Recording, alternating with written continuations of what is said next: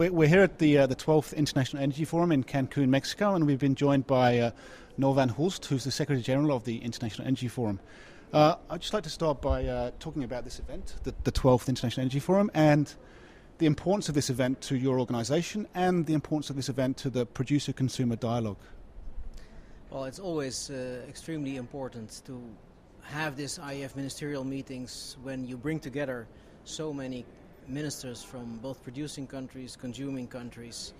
It's basically the largest energy ministerial meeting in the world, and so that's always the case, and in that sense exciting. I mean, the second reason why this one is specifically very important is that we will not only talk about the usual things, but we will also be talking about really the future of the IEF and the future of the producer-consumer dialogue. And strengthening of the IEF and its secretariat. So for that, in that sense, it's quite an exceptional meeting as well. Okay. I just want to sort of talk about maybe your time at the IEF secretariat. I know you've been there for just over 2 years now. So how do you view what you've been able to achieve this far? And has the position that you took up 2 years ago been easier or more difficult than you anticipated? That's always a very good question. I don't think when I took it up I had anticipated it was going to be so turbulent.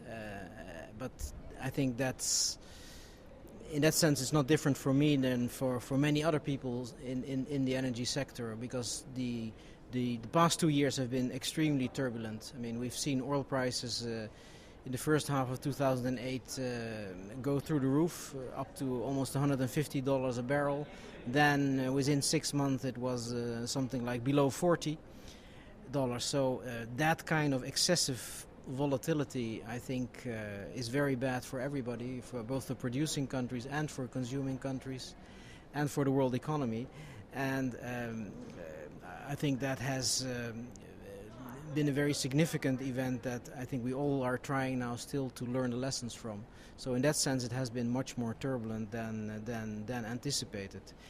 In terms of what we have achieved, I think what we have achieved is first of all setting in motion a process of trying to learn the lessons of that.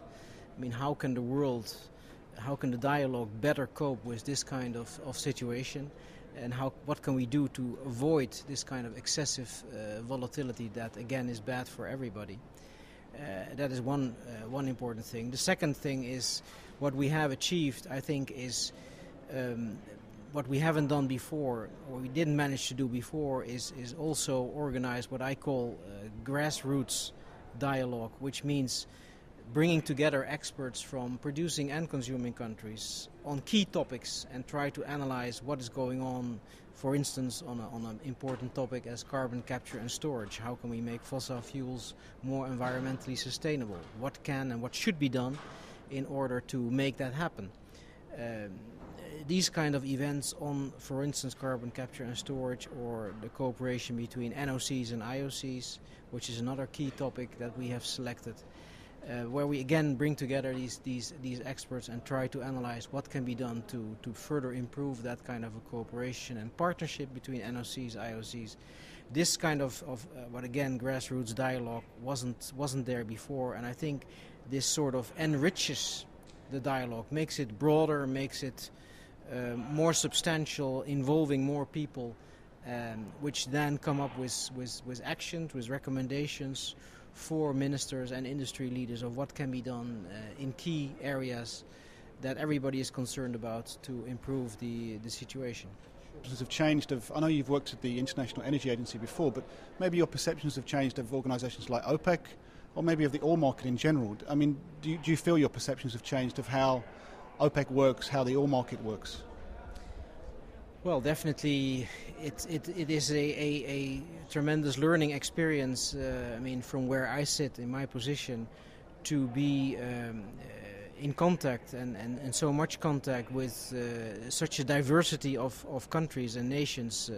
I mean, the IEA, of course, obviously is also a tremendously interesting place, but its membership is, of course, relatively more homogeneous than what I face in the IEF, where outside of consuming countries, we have, of course, the producing countries, and not only the producing countries that are member of OPEC, but also important producers outside of OPEC, like Russia, like Mexico, and on the consuming side, by the way, also key players outside of IEA, like China and India. So that is, of course, has been a tremendous learning experience. So in that sense, yes, my perception has changed because I am confronted with a larger diversity of countries and of the problems that they are worried about and that they are facing. And I mean, certainly, I mean, if I can mention just one key issue, which of course everybody is aware of, but still, I mean, the tremendous rise of emerging economies. I mean, like China, like India, like Brazil, Russia, South Africa.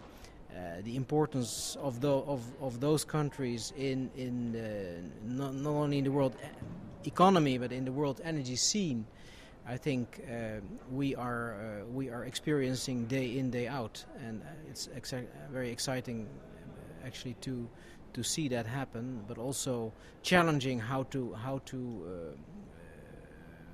cope with that as an IEF, and how to make them also understand and see that the IEF is the place where they can be at home, because they are sort of incorporated in our dialogue. But I'm sure we're going to see much more of that and of their impact in the years to come. I mean, we've talked about obviously the producers and consumers, and obviously the IEF is kind of the preeminent forum for bringing them together.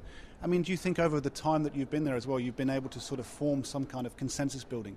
I mean, obviously producers and consumers have very different interests in many respects. Do you feel you've been able to bring them close together? Well, I wouldn't subscribe it to my efforts. Of course, I try to do that, but I think that again, the experience that we had in the market and this extreme oil price volatility, which harmed both producers and consumers. Producers because they are completely uncertain about investment, prospects for investment. Consumers also because it creates tremendous uncertainty about future energy policies and how to anchor them. So I think that there is a much broader acknowledgement of both producers and consumers that they have no choice but to tackle these issues together in a strengthened dialogue. And I think this is the reason why they set in motion this so-called follow-up process to the Jeddah and London energy meetings, which were two exceptional ministerial meetings in 2008 during those years of tremendous volatility.